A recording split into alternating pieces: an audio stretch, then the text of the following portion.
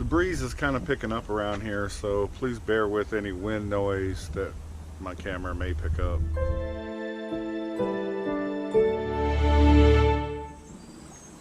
I tried to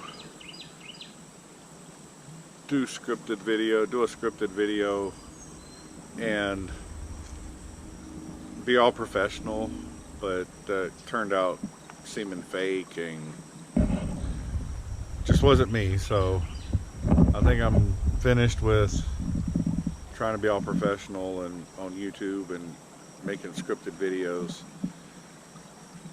So you'll get a lot of ums and ahs. I'll try to edit it out as much as I can, but you'll get. I know so far on my channel I haven't explained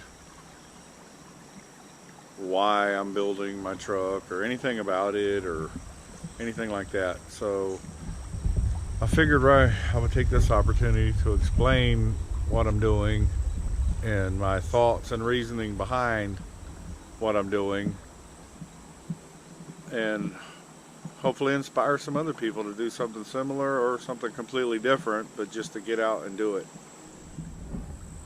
People who have been on my other channel know that I've pretty much been into vans, and I've made several camper vans and taken them on adventures and everything, but I was just too limited with the vans, so I decided I'm gonna go with a truck.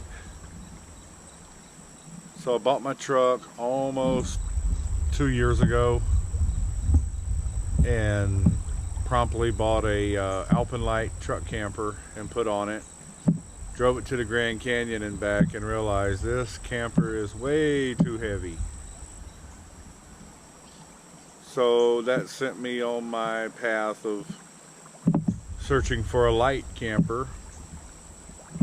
But as anyone knows, truck campers are not cheap, and ones that are in the price range that I can afford are so beat up and rotted that you would have to rebuild the whole thing. So I decided just to cut out the middleman and build my own. So this is the truck. It's a 1996 K2500 with the heavy duty option, which meant it had 8 lug wheels and a full floating rear axle. I wanted a dually, and the 3/4 tons only were single rear wheeled, so I went ahead and bought a dually that I got cheap and just swapped the whole rear suspension out, springs and all. So now I have a 1-ton rear end under it, and it's a dually.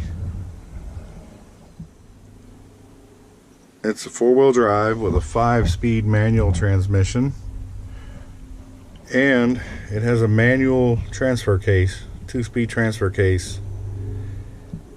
It's a MP.3 is the transfer case in it. But I like that it's all manual, because that's less to go wrong. Even the windows are manual. Truck has got a 350 or 5.7 liter Vortec, and it has 300,000 miles on it now, but it's really reliable. Had the engine break down on me at all. I've had to replace the clutch and I went ahead and replaced the master cylinder. That was in another video. I am going to have to swap out the manifolds.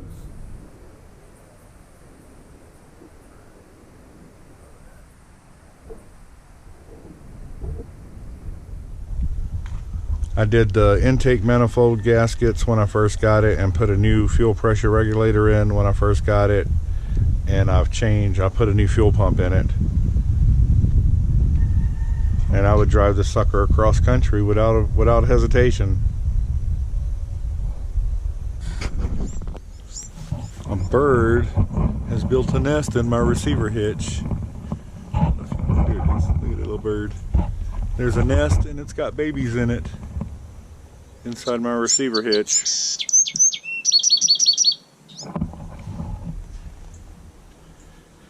She doesn't like me being out here near it, so I'm gonna move away. My goal for this truck is to keep this camper just as light as I possibly can. That's why I went with the steel construction and other things, but steel construction keeps it light, and it's all welded and not screwed or nailed together, so it'll hold together over rough roads better than something framed in wood. And mainly just to keep it as light as I possibly can, to be able to go pretty much wherever I want and stay for a month without having to plug in anywhere or anything. The only thing that's going to limit me will be food and water. So I have a lot of plans, a lot of ideas that I'm going to incorporate into this build that will help me be able to do that. I'm talking about just go out in the woods or out on the beach, wherever I want to go, and stay for a month. Be as environmentally friendly as I can with this truck. Hence, recycling, reusing as much stuff as I can without buying new things. Being able to reuse parts that were going to be junked or thrown away or put in a landfill. One thing that I'm doing, one of my ideas, one of my plans for this truck is there will be no black water tank. There will be a composting toilet in it that I'm going to build, and that's it. No black water tank. With the Alpenlight that I had, it had a black water tank, and that was just nasty and a mess, and I didn't like it. So composting toilet it is. I will have a gray water tank only for areas where I can't just dump my gray water on, let my gray water drain on the ground. The gray water is going to be, any soap that'll be used will be fully biodegradable soap. It's not going to be phosphates or anything like that in it, so it'll be harmless for the ground. But there's certain places where you can't just drain gray water onto the ground, so I will have a gray water tank for that. But otherwise, it'll just be a valve that's opened, and I can just drain directly onto the ground with a filter over the hose to catch anything, any lint or sediment or whatever that might come out of the hose. But gray water goes on the ground. I will have solar panels on it, and other ways of generating power that doesn't require solar, and that will be in later videos when I'm ready to disclose. I'm not trying to keep real tight-lipped about anything. I just let you know I have a lot of ideas and videos in the line, in the pipe, that will be coming out as this build progresses, and then we'll go traveling and see if I'm crazy or if I actually can figure something out. In a couple days I'm really going to be concentrating on getting this camper finished up. Tomorrow I'm going to be working on something else on the truck that isn't camper related, but it's something very important that I got to get done. So I'm going to be doing that tomorrow, and then the rest of the week I'm going to be working on the mounting system, the tabs and the isolators for mounting it to the frame, and then I need to do some rust converter on the metal work, finish welding up the frame, do some rust converter on the metal work, and get it ready for the wall panels to be installed. So that's all coming up shortly. Thanks for watching, and be sure to subscribe. This build is going to be unlike anything you've ever seen before, and I don't want you to miss out on it.